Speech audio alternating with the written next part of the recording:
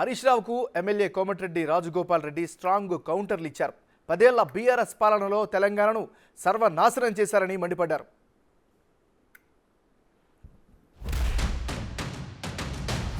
తెలంగాణకు as on today 299 TMC contemplated on going projects అన్నీ కలిపి 299 టీఎంసీ మాత్రమే ఈరోజు ఉన్నది అని గత కాంగ్రెస్ హయాంలో తెలంగాణ నిర్లక్ష్యం చేయడం వల్ల ప్రాజెక్టులు కట్టకపోవడం వల్ల ఆ రోజు 299 అవసరం ఉందని మీరు రాస్తే దాన్ని డాక్యుమెంట్ దాన్ని ఆధారంగా ఈ 10 ఏళ్ల కాలంలో కేసీఆర్ ప్రభుత్వంలో టీఆర్ ప్రభుత్వం ఏ విధంగా అన్యాయం చేస్తుందని కళ్ళకు కట్టినట్టు ప్రజెంటేషను మా ఉత్తమ్ కుమార్ రెడ్డి బ్రహ్మాండంగా ఇచ్చి ప్రజలకు పోయింది అధ్యక్ష. ఇప్పటికి కూడా వాళ్ళు చేసిన తప్పుల్ని ఒప్పుకొని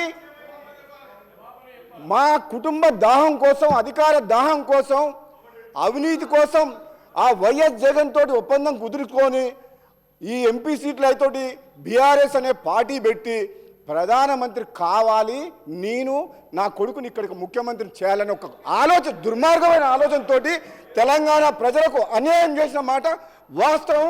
ఈరోజు మా గౌరవ మంత్రివర్యులు మీకు క్లియర్గా చెప్పిండ్రు, మీకు దురాలోచన పుట్టింది, అధికారం పర్మనెంట్ మాదే, ఇంకెవరు రారు.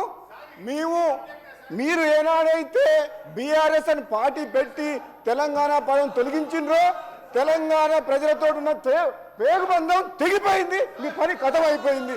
ఎందుకు అధ్యక్ష ఏం మాటలది? నోటికొచ్చినట్టు అబద్ధాలు ఆడుతున్నారు.